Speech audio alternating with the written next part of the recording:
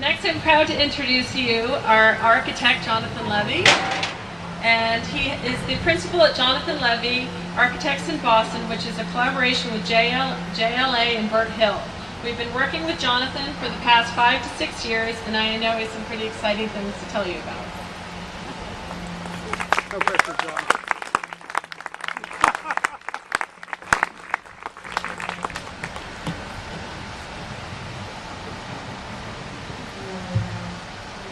Thank you, Heidi.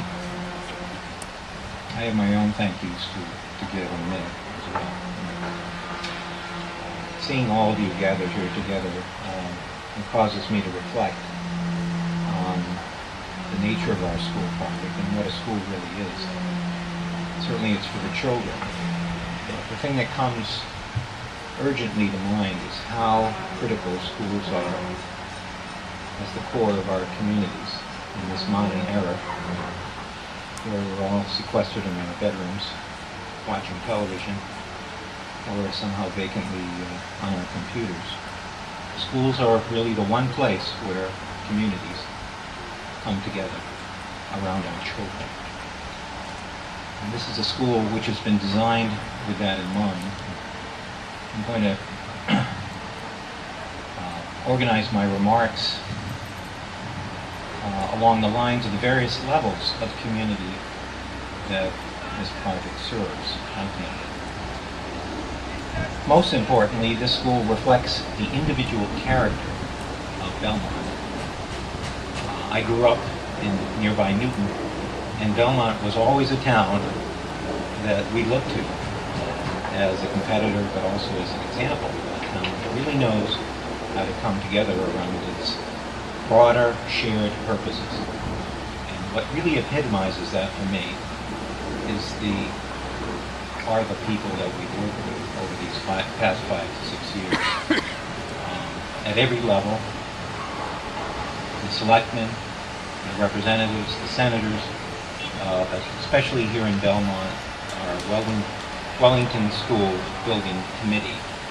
And of course, that includes the visionary work of Mark Haley, Pat Bruce, and Bill Lavallo, all three of whom are extraordinarily expert, experienced people who, without their expertise, we would not have been able to do the innovative work that we've done. It's only because their knowledge made it possible for us to probe areas that would have required us to be more restrained as this school been possible, but also importantly the many others, and I want to name them: Joe, John, Mary, Joel, Lucy, Ike, Lori, Ida, Heidi, Eric, and of course Amy Wagner, Jerry Missel, and all of these people have got to give them credit. It's self-sacrifice, and the amount of time and effort and also risk that has been taken on by these folks really is what you see here before you in the example of the model and the progress of the construction which is underway. Briefly, I'm going to describe the school project, very briefly, because I know you're all familiar. This is a building which is innovative because not only of its technology. Technology is a place where we normally think of innovation, science, technology, innovation. There's also innovation in the way it addresses its neighborhood and the surrounding community. First thing that you will notice about the school is that it is really two schools in one. That's because our committee recognized that the efficiency of a large school, 575 pre-K through 4 children, might not necessarily coincide with the needs of those little people for the size of their community. So we broke the school down into 2 small schools, each with their own entrances, each with their own streets to come from, and that's what you see here, and starting to evolve in the site plan. 2 separate entrances, 2 wings, 2 communities, but with the efficiency of 1 administration and 1 shared core.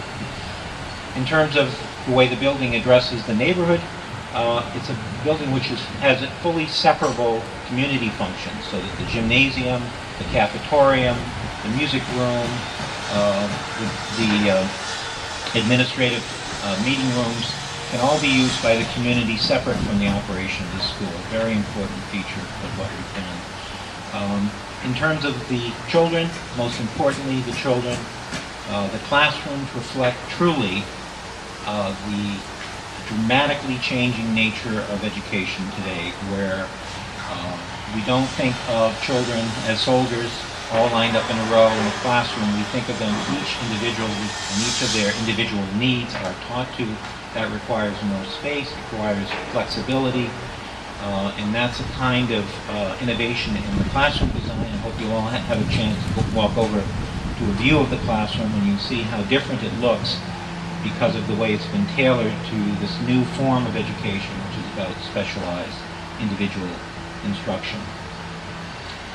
In terms of the technology, we have a LEED Silver equivalent school which will allow us to reduce operating costs over many years, will allow us to do the good works for the earth by using specialized materials, by taking energy from the earth, by taking energy from the sun. It's a very advanced design in terms of the way it deals with conservation of resources. In terms of those Russian doll layers of community, just a brief word about each layer. For the Commonwealth, we're making a building that will endure. There's an additional initial investment here so that over the long term, we'll be doing the best thing for future generations. It will be a building for Belmont because it will be inexpensive to operate. Much of the operating cost of a school is in artificial lighting. The classrooms in this school are designed so they will require little to no electricity during the day when the students are here for daylighting. It will also be a benefit to Belmont because of the way it sits in its community. It's designed to fit into the residential neighborhood. It's broken down into little pieces with wood and brick to match the other architecture, residential architecture which is around, and to make a warm, inviting place for the children and the parents. For the school, it's a new kind of teaching tool. It's a place where teachers can arrange their rooms any way they need to with true flexibility, because all the walls are operable and the teaching surfaces change as the teachers need them to change. Finally, most importantly for the children, the most precious and powerful group who are the ultimate end users for our school. What's really more important to build a cathedral or a school? I think a school, because every moment that the students spend here is leveraged over decades of their adult life. What an important thing to prepare for. We're truly modeling their future. We're showing them what the world can be like with the environment that they're learning in. So important. I congratulate the Wellington School Building Committee for their vision, their incredible vision, for their leadership, and for the achievement that we all have here together, creating a better community for us all to live in at each one of those levels. Thank you.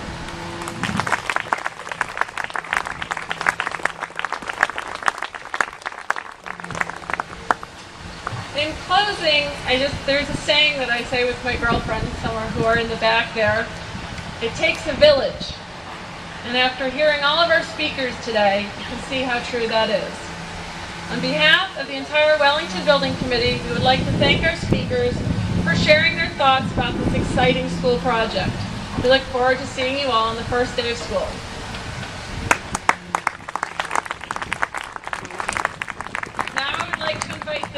The speakers up, including Amy Wagner, for the ceremonial groundbreaking, shovel, and photo opportunity. Thank you all.